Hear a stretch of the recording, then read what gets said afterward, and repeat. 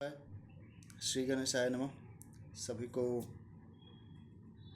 उनके स्वर्णिम भविष्य के लिए मैं भगवान विष्णु, ब्रह्मा, शिव जी, गणेश जी से प्रार्थना करता हूँ। 9 जून 2024 मैं चंदन कुमार मिश्रा अपना कुछ बात रखना चाहता हूँ। भारत निर्वाचन आयोग के तत्वावधान में आयोजित आम चुनाव 2024 संपन्न हुआ। इस चुनाव द्वारा भारतीय लोकतंत्र सरकार के संसद की 18वीं लोकसभा के सांसद निर्वाचित हुए। आगामी संसदीय बैठकों में नवनिर्वाचित सरकार जनसेवा की कल्याणकारी परंपरा की सभ्यता और संस्कृति को आगे नेतृत्व प्रदान करेगी। इस दौरान सबसे पहले भारतीय निर्वाचन नामावली में निर्वाचक नागरिकों संबंधित सूचना और विवरण दर्ज किए गए थे। इनका संशोधन किया गया था। फिर भारत के विभिन्न संसदीय क्षेत्रों में चुनाव प्रक्रिया आयोजित की गई। पूरे भारत में स्कूल, सामुदायिक भवन एवं अन्य मतदान केंद्रों पर निर्वाचकों ने मतदान में भाग लिया, यानी शामिल हुए। उन्होंने अपने पसंदीदा राजनीतिक दल के लोकप्रिय उम्मीदवारों को सहभागी सरकारी प्रक्रिया में उनके पक्षों का प्रतिनिधित्व करने के लिए निर्वाचित किया। आदर्श परिस्थिति तो यही है कि चुनाव के दौरान जिन मतदान केंद्रों की स्थापना की गई हैं वे चुनाव प्रक्रिया के साथ ही एकल खिड़की सेवा प्रदान केंद्र, single window service delivery system centre की तरह शुभारंभ हो, उनका श्री गणेश हो और निरंतर अस्थायी तौर से वे केंद्र काम करते रहें। सरकार गठित होने के साथ ही सभी स्थापित मतदान केंद्रों पर निर्वाचित सांसदों के माध्यम से सरकार के नागरिक सेवा घोषणा पत्रों, सभी सरकारी कल्याणकारी और सामाजिक सुरक्षा के कार्यक्रमों के विवरण और सेवा उपलब्ध कराए जाएं। यानी कि जो अब सरकार बन गई है भाई, तो जहाँ जहाँ मतदान केंद्र बना वहाँ पे एक संख्या ऐसा है, दिन भर में इतने लोग आ सकते हैं, वहाँ शामिल हो सकते हैं। तो जो सांसद वहाँ से निर्वाचित हुए हैं वो सरकार के सदन में आएंगे, वो लोग अपना ग्रहण करेंगे पद, शपथ लेंगे संविधान के।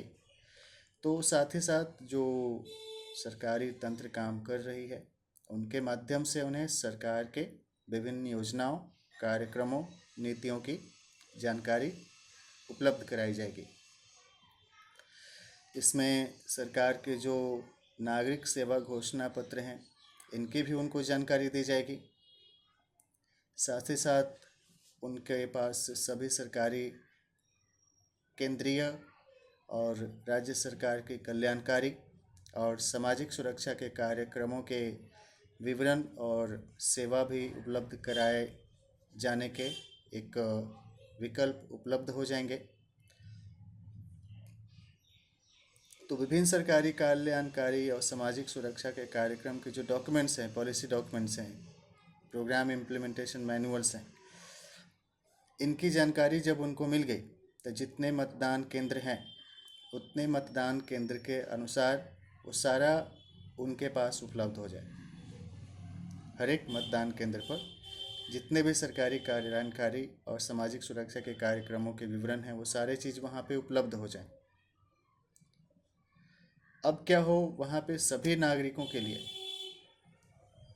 इनका लाभ प्रदान करने की प्रक्रिया आरंभ हो। साथ ही साथ जैसे जैसे सरकार की नीति बने, नई नई उनकी जानकारी उनके माध्यम से लोगों तक पहुँचे। जो जनता की मांग है उनको वहाँ से प्राप्त करके, जैसे वोटिंग के लिए सबका तुरंत कलेक्ट हो गया, उसी तरीके से सारा प्रक्रिया, ये सिस्टम लगातार काम करते रहे, ऐसा एक मन में शुभकामना का विचार आया।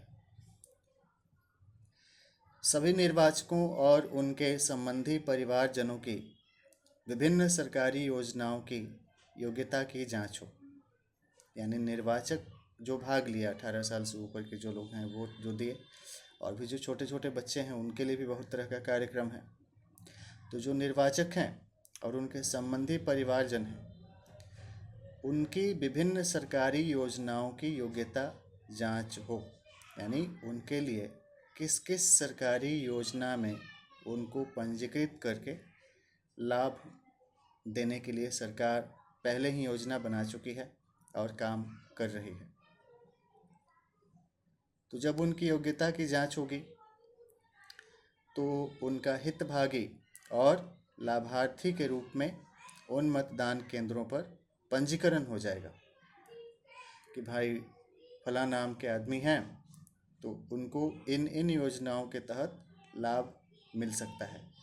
इसी तरह से हर एक व्यक्ति का बन गया तो वो लोग पंजीकृत हो गए। अब पंजीकृत हो गए तो जो प्रखंड है, प्रखंड के पास सारा विवरण आ गया। प्रखंड के माध्यम से सारा जब आंकड़ा प्रखंड के पास पहुंच गया तो प्रखंड से फिर उन मतदान केंद्रों पर चला जाए और वहां उन सब लोगों को सारा फॉर्म के बाद सर्टिफिकेट जो भी है अलग अलग कार्यक्रम का वो सारा दिया जाए। हजारों योजनाएं हैं, सालों भर काम करें तब भी कम है। वहाँ उन्हें उनके योग्य विभिन्न योजनाओं के लाभ दिए जाएं। इसमें लोगों की नियुक्ति करनी है, परमानेंट उनको रखना है, वो भी हो सकता है, ऐसे भी लोग विचार कर सकते हैं। मतदान केंद्रों पर जनता की मांग पत्रों यानी आवेदन पत्र जमा किए जाएं। भाई किनका किनका क्या क्या डिमांड है, क्या क्या मांग है, किस किस विषय का है, किस चीज़ से संबंधित है, और वहीं से उनको स्क्रूटनी करके और संबंधित विभाग या फिर जो पदाधिकारी हैं उनके पास फॉरवर्ड किए जाएं। तो जो मतदान केंद्रों पे जो कोऑर्डिनेटर्स होंगे जिनकी नियुक्ति की जाएगी उनको भी पहले से प्रशिक्षण देने की आवश्यकता है कि इसका आदर्श मॉडल क्या हो सकता है।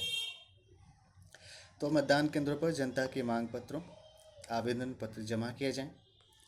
अब निर्वाचित सांसदों की देखरेख में मतदान केंद्रों पर भारत सरकार द्वारा जनता के लिए मुहैया कराए जा रहे विभिन्न सामाजिक, आर्थिक, राजनीतिक न्याय को प्रेरित योजनाओं और कार्यक्रमों पर बैचवार प्रशिक्षण आयोजित किए जाएं।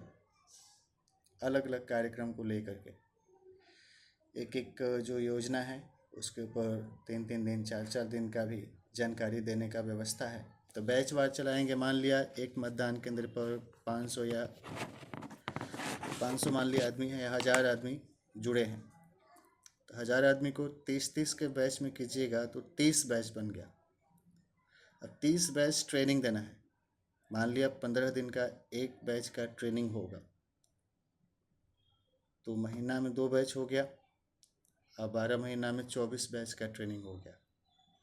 इसी तरीके से ये लगातार चलते रहें। तो ऐसा मुझे समझ में आया, कम्युनिटी डेवलपमेंट प्रोग्राम एक लाया गया था, उसके बारे में मैंने रूरल डेवलपमेंट के कोर्सेज में पढ़ी थी। इनके संदर्भ लिए जा सकते हैं, जो संबंधित विशेषज्ञ हैं उनकी भी इसमें इनपुट ली जा सकती है।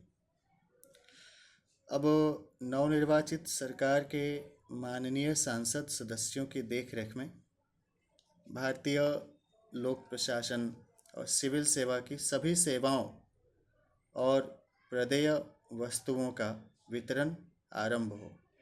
उन्हीं के आसपास ऐसा चीज़ हो कि सारे अलग अलग जो सर्विस के डिलीवरी प्लेटफॉर्म्स हों, आउटलेट्स हों, वो सारे बन जाएं। स्कूल में जैसे चलता है उस तरीके से।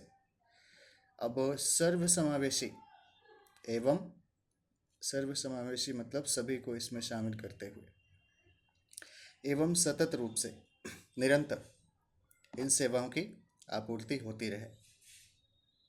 नए लोगों का जन्म होगा, वो लोग धीरे धीरे बड़े होंगे, उनका भी साल दर साल उस तरीके से योग्यता होगी कि अलग अलग उम्र के अनुसार उनको विभिन्न कार्यक्रमों में शामिल किया जाना चाहिए।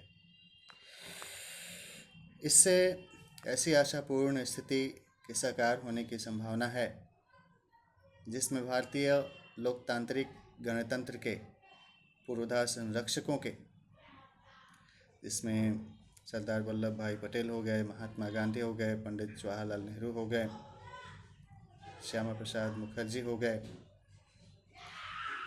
मौलाना अब्दुल कलाम आज़ाद हो गए, सर्वपल्ली राधाकृष्णन जी हो गए, डॉक्टर राजेंद्र प्रसाद हो गए, श्री कृष्ण सिंह हो गए।